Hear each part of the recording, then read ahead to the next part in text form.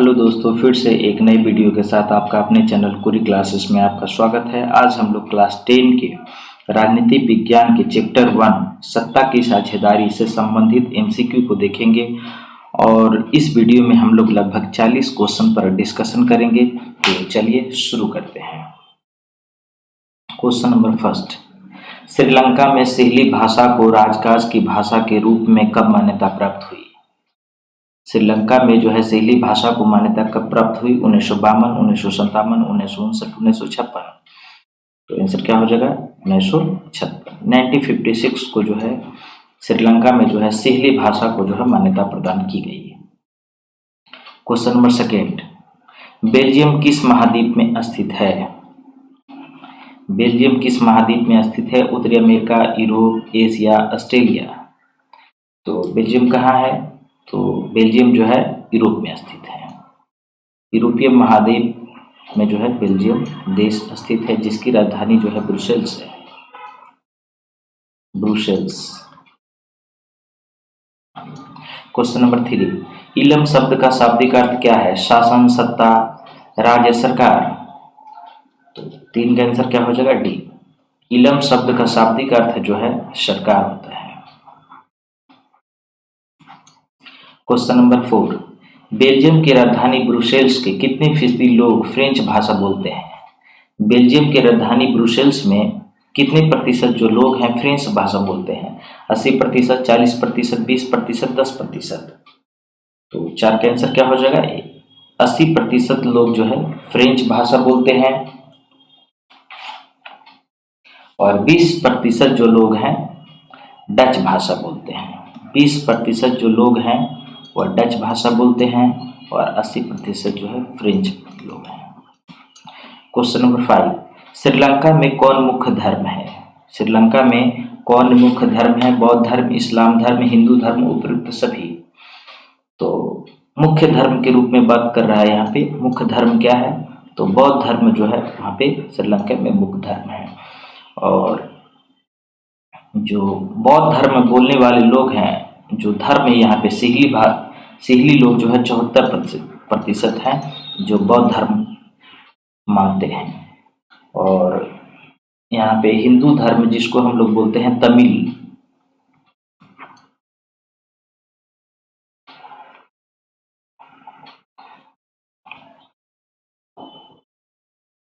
लोग जो हैं श्रीलंका में जो है 18% लोग हैं, जिसमें हिंदू और मुस्लिम दोनों आते हैं।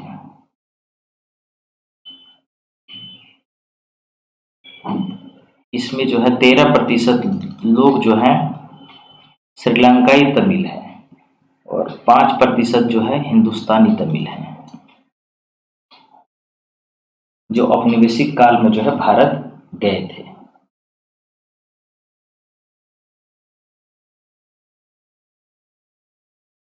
क्वेश्चन नंबर 6, निम्न में श्रीलंका को स्वतंत्रता कब प्राप्त हुई? 4 फरवरी 1948, 4 जनवरी 1948, 4 फरवरी 1947, 4 फरवरी 1946। तो श्रीलंका स्वतंत्र कब हुआ? तो 4 फरवरी 1948 को। क्वेश्चन नंबर 7, बेल्जियम में सबसे ज्यादा कौन सी भाषाएं बोली जाती है? बेल्जियम में सबसे ज्यादा भाषा बोली जाने वाली क्या है? तो सबसे ज्यादा जो है डच। यहाँ पे 59% लोग जो हैं डच भाषा बोलते हैं, जो फ्लेमिश इलाकों में रहते हैं। फ्लेमिश इलाके में रहने वाले जो लोग हैं 59% डच भाषा बोलते हैं।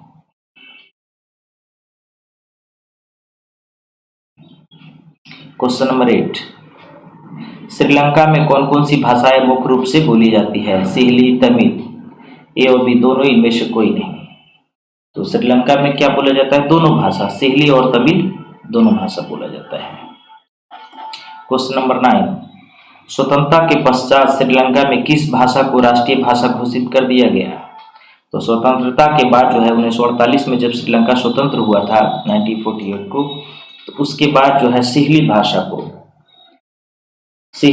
को जो है 1956 में जो है मान्यता दी गई। क्वेश्चन नंबर 10, बेल्जियम में कितने प्रतिशत लोग डच भाषा बोलते हैं? तो बेल्जियम में कितने प्रतिशत लोग डच भाषा बोलते हैं? 50%, 70%, 59%, 40%। तो हम लोग अभी देखे हैं कि बेल्जियम में जो है 59% लोग जो है डच भाषा बोलते हैं, जो फ्लेमिश इलाके में रहते हैं। क्वेश्चन नंबर 11, श्रीलंका की कुल आबादी में सहेलियों का प्रतिशत क्या है?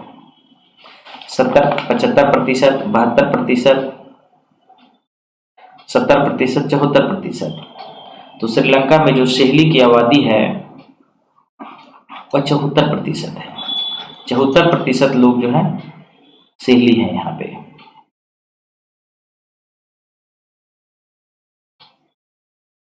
और इसके अलावा जो है यहाँ पे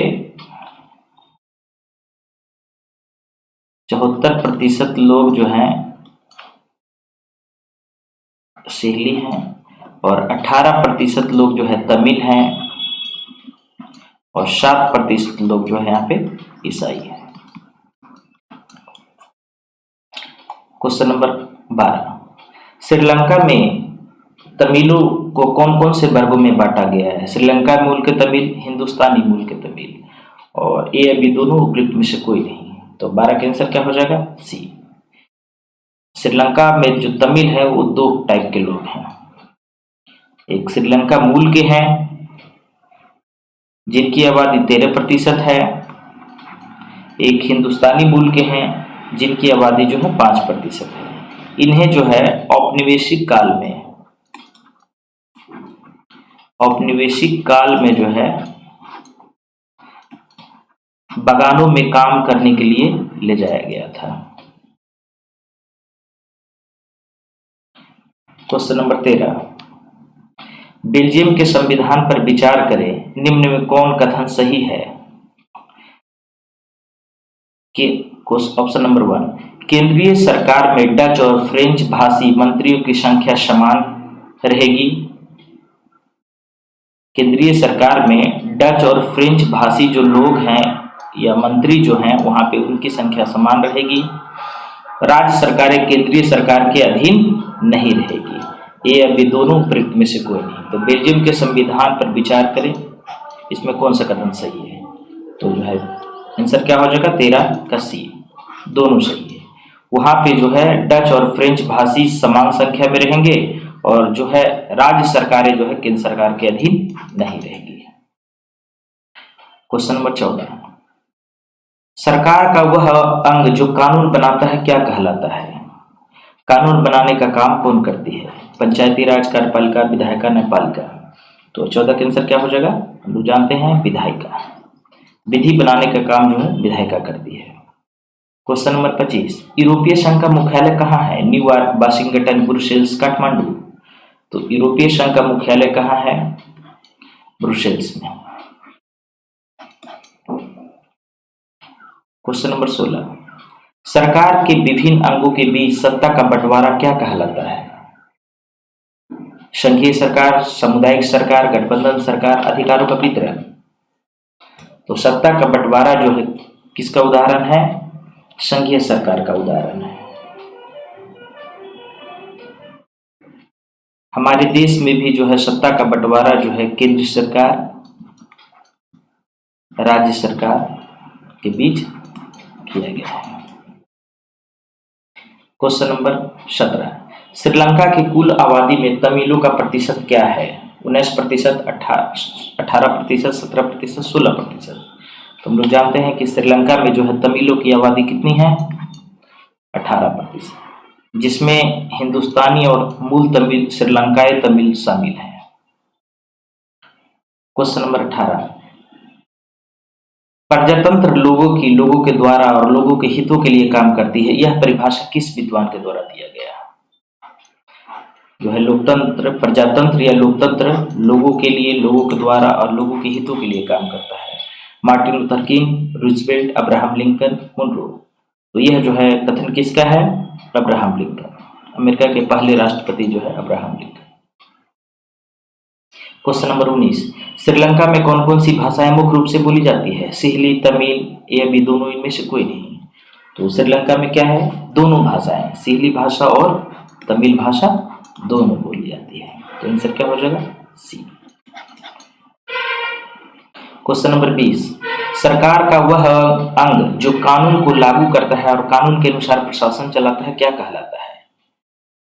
सरकार का वह अंग जो कानून को लागू करता है, कानून बनाने का काम तो विधायिका करती है, लेकिन लागू करने का काम कौन करती है, कार्यपालिका। कार्यपालिका जो है कानून को इम्प्लीमेंट या लागू करने का काम करती है। क्वेश्चन नंबर 21,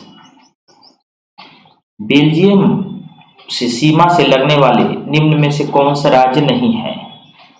बेल्जियम देश की बाउंड्री, बेल्जियम देश के से सीमा लगने वाले कौन से राज्य नहीं है? Luxembourg, Netherlands, Germany, Spain. तो कौन सा राज्य जो है बेल्जियम से सीमा नहीं लगाता है? तो हम लोग नक्शे के आधार पर देखते हैं, बेल्जियम से सीमा लगने वाला कौन सा राज्य नहीं है? तो ये यूरोप का मैप है जिसमें हम लोग देखेंगे कि बेल्जियम कहाँ पे है।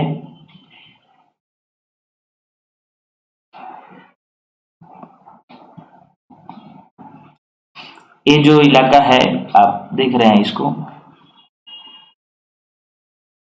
ये बेल्जियम है और ये जर्मनी है। ये बेल्जियम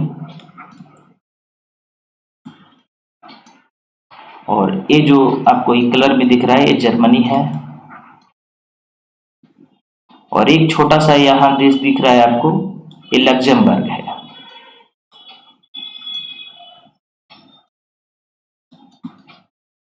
और ऊपर जो है ये नीदरलैंड है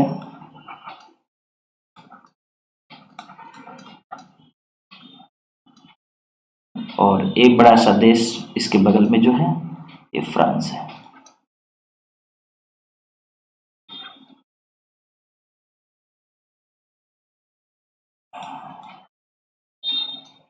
तो बेल्जियम के साथ सीमा लगाने वाले कौन से हो गए?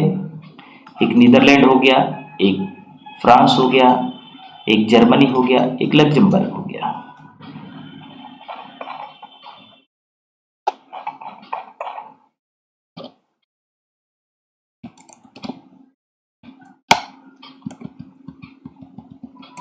तो इसका आंसर क्या हो जाएगा? बेल्जियम से सीमा लगने वाले राज्य कौन से नहीं है? तो स्पेन। ऑप्शन क्या हो जाएगा? स्पेन, जो बेल्जियम से सीमा नहीं लगाता है। क्वेश्चन नंबर 22, बेल्जियम की राजधानी ब्रुसेल्स में कितने प्रतिशत डच भाषी लोग हैं? बेल्जियम की राजधानी ब्रुसेल्स में डच बोलने वाले कितने प्रतिशत लोग हैं? तो 22 का आंसर क्या हो जाएगा? सी, 20% लोग जो है यहाँ पे डच भाषा बोलते हैं और 80% लोग जो है फ्रेंच भाषा बोलते हैं। क्वेश्चन नंबर 23, श्रीलंका में गृह युद्ध का अंत कब हुआ? श्रीलंका में सिहली और जो तमिल के बीच जो गृह युद्ध चला था अधिकारों को लेकर, उसका अंत कब हुआ? 2005 में, 2014 में, 2007 में, 2009 में। तो 23 का आंसर क्या हो जाएगा? डी, 2009 में। क्वेश्चन नंबर 24, बेल्जियम में 1970 से 1993 के बीच अपने सभी लोगों को सत्ता में भागीदारी देने के लिए संविधान में कितने संशोधन किए गए? तो 1970 से 93 के बीच जो है सत्ता में लोगों को भागीदारी देने के लिए बेल्जियम में कितने संशोधन किए गए? 5, 4, 6, 10। तो 24 का आंसर क्या हो जाएगा? 4 संशोधन किए गए। क्वेश्चन नंबर 25, यूरोपीय संघ में कुल कितने सदस्य हैं? यूरोपीय संघ में कितने सदस्य हैं? 28, 27, 4, 8। तो यूरोपीय संघ में जो है अभी वर्तमान में जो है 27 सदस्य हैं। हालांकि इसके एक ब्रिटेन भी था, लेकिन ब्रिटेन जो है 31 जनवरी 2020 को जो है यह यूरोपीय संघ से निकल गया, जिसके कारण जो है अब इसकी संख्या 27 हो गई।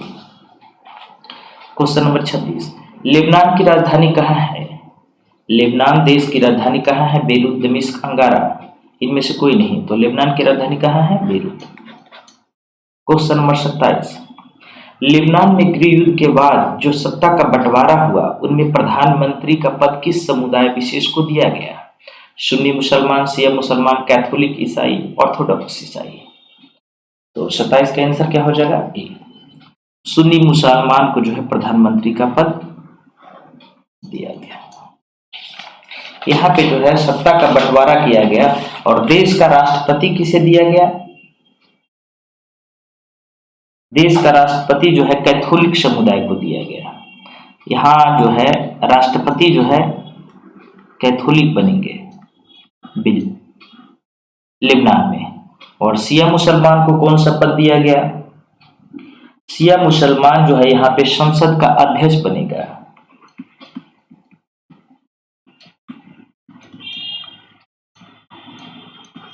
संसद का अध्यक्ष जो है यहाँ पे शिया मुसलमान बनेगा। और ऑर्थोडॉक्स ईसाई को क्या दिया गया है पद? यहाँ पे ऑर्थोडॉक्स ईसाई को जो है उप प्रधानमंत्री बनाया जाएगा, उप प्रधानमंत्री बनाया जाएगा। प्रधानमंत्री का पद जो है सुन्नी मुसलमान को दिया गया। यहाँ पे जो है सत्ता का बंटवारा जो है 4 लोगों में किया गया। राष्ट्रपति जो है यहाँ पे कैथोलिक ईसाई होगा, सुन्नी मुसलमान पीएम बनेगा और शिया मुसलमान जो है यहाँ पे संसद का अध्यक्ष बनेगा और ऑर्थोडॉक्स ईसाई जो है यहाँ पे उप प्रधानमंत्री बनेगा। क्वेश्चन नंबर 28, श्रीलंका की जनसंख्या में कितने प्रतिशत ईसाई हैं? 18%, 10%, 7%, 17%। तो 28 का आंसर क्या हो जाएगा? बी। श्रीलंका में जो है ईसाइयों की जो प्रतिशत है जो 7 है। क्वेश्चन नंबर 29, बहुसंख्यकवाद मत के अनुसार निम्न में किसका शोषण होता है? बहुसंख्यक का, पूंजीपति का, अल्पसंख्यक का, इनमें से सभी का। तो 29 का आंसर क्या हो जाएगा? बहुसंख्यकवाद में जो है किसका शोषण होता है? तो शोषण किसका होता है? अल्पसंख्यक का। शासन तो करता है ये,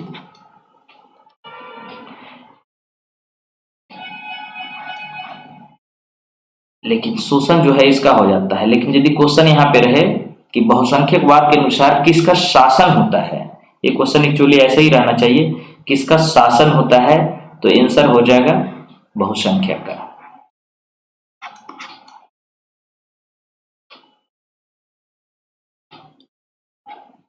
क्वेश्चन नंबर 30, लोकतंत्र में राजनीतिक शक्ति का स्रोत कौन होता है? राजनीतिक दल, संविधान, जनता, इनमें से कोई नहीं। तो लोकतंत्र में जो है राजनीतिक शक्ति का स्रोत कौन होता है?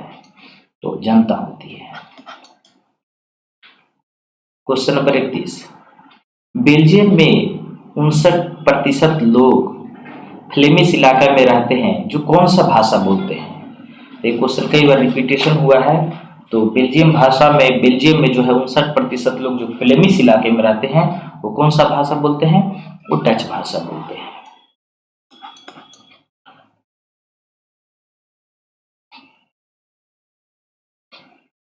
और फ्रेंच भाषा लोग जो हैं, फ्रेंच भाषी जो है ये किस क्षेत्र में रहते हैं? तो ये रहते हैं बेलोनिया क्षेत्र में।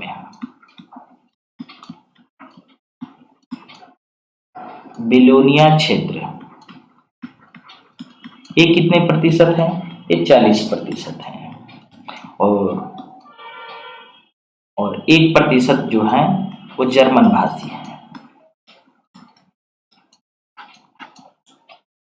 क्वेश्चन नंबर 32, बेल्जियम की राजधानी ब्रुसेल्स में कितने प्रतिशत क्रमशः फ्रेंच और डच भाषी हैं? तो ये भी क्वेश्चन कई बार आया है, इस तरह से लग रहा है रिपीटेशन हो चुका है। तो 32 का आंसर क्या हो जाएगा? सी। 80% और 20% ना, 80% फ्रेंच भाषी और 20% जो है यहाँ पे डच भाषी लोग हैं। कहाँ पे? बेल्जियम की राजधानी ब्रुसेल्स में। क्वेश्चन नंबर 33, सत्ता की साझेदारी के बारे में निम्न में कौन सा कथन गलत है? सत्ता की साझेदारी के बारे में कौन सा कथन गलत है? सत्ता की साझेदारी सामाजिक समूहों के बीच संघर्ष को कम करती है, यानी ये संघर्ष को कम करने का काम करती है। दूसरा, सत्ता की साझेदारी राजनीतिक व्यवस्था स्थापित करने का एक अच्छा तरीका है। सत्ता की साझेदारी लोकतांत्रिक भावना के अनुकूल नहीं है, और इनमें से उपयुक्त में से सभी। तो कौन सा कथन गलत है? तो सत्ता की साझेदारी लोकतांत्रिक भावना के अनुकूल नहीं, ये पॉइंट जो है गलत है, अनुकूल है होनी चाहिए। तो 33 का आंसर क्या हो जाएगा? सी। क्वेश्चन नंबर 34, निम्न में सामुदायिक सरकार का संबंध किस देश से है? Sri Lanka, Belgium, Bharat, Germany. तो 34 का आंसर क्या हो जाएगा? बी। सामुदायिक सरकार का जो है फॉर्मेशन जो है, या सामुदायिक सरकार की व्यवस्था जो है बेल्जियम में है। क्वेश्चन नंबर 35, बेल्जियम की केंद्रीय सरकार में डच और फ्रेंच मंत्रियों की संख्या किस अनुपात में रखी गई है? बेल्जियम में जो केंद्रीय सरकार है वहां पे जो है डच और फ्रेंच मंत्री की संख्या क्या है? धार्मिक अनुपात के आधार पे, जनसंख्या के अनुपात पे, दोनों समुदाय के बराबर प्रतिनिधित्व, सामाजिक प्रभुत्व के आधार पे। तो 35 का आंसर क्या हो जाएगा कि केंद्रीय सरकार में है जो दोनों समुदाय की संख्या जो है बराबर रहेगी। क्वेश्चन नंबर 36, बहुसंख्यक समुदाय द्वारा मनचाहे ढंग से शासन और अल्पसंख्यक समुदाय की अवहेलना करना क्या कहलाता है? तुष्टीकरण, अल्पसंख्यकवाद, बहुसंख्यकवाद, अलगाववाद। तो बहुसंख्यक समुदाय द्वारा जो है मनचाहे ढंग से जहाँ पे शासन होता है उसे हम बहुसंख्यकवाद कहेंगे, क्योंकि यहाँ पे बहुसंख्यक आबादी का ही बोलबाला होता है। क्वेश्चन नंबर 37, निम्न में कौन सत्ता की साझेदारी के क्षैतिज वितरण के अंतर्गत आते हैं? सत्ता का जो है कौन सा बंटवारा जिसको हम क्षैतिज वितरण कहेंगे? राज्य सरकार, केंद्र सरकार, स्थानीय सरकार, राजनीतिक दल, हित समूह, दबाव समूह, कार्यपालिका, विधायिका, न्यायपालिका। और एक ऑप्शन है सामाजिक समूह, धार्मिक समूह, दबाव समूह। तो सत्ता का जो है क्षैतिज वितरण जो है हम लोग किसे कहेंगे? तो लोकतंत्र में जो है विधायिका, कार्यपालिका और न्यायपालिका की जो व्यवस्था है संविधान में, उसी को जो है सत्ता की साझेदारी का क्षैतिज वितरण कहेंगे। यानी सभी लोग जो है, सभी के पास पावर होगा, सभी लोग जो है स्वतंत्र होकर अपने काम को करेंगे। क्वेश्चन नंबर 38, विभिन्न सामाजिक समूहों के बीच सत्ता साझेदारी को क्या कहते हैं? समाज में जो है विभिन्न सामाजिक समूहों के बीच जो है सत्ता की साझेदारी को क्या कहते हैं? सामुदायिक सरकार, गठबंधन सरकार, क्षेत्रीय सरकार, स्थानीय सरकार। तो 38 का आंसर क्या हो जाएगा? सामुदायिक सरकार। जहां पे सत्ता की साझेदारी सामाजिक समूहों के बीच होती है उसको हम लोग कहते हैं सामुदायिक सरकार। क्वेश्चन नंबर 39, निम्न में कौन सत्ता की साझेदारी के ऊर्ध्वाधर वितरण के अंतर्गत आता है? तो ऊर्ध्वाधर वितरण के अंतर्गत क्या किसे कहेंगे? तो इसका आंसर क्या हो जाएगा? तो ये केंद्र सरकार, राज्य सरकार और स्थानीय सरकार के बीच जो है पावर का डिस्ट्रीब्यूशन जो होता है उसे हम ऊर्ध्वाधर वितरण कहेंगे। लेकिन क्षैतिज वितरण किसे कहेंगे?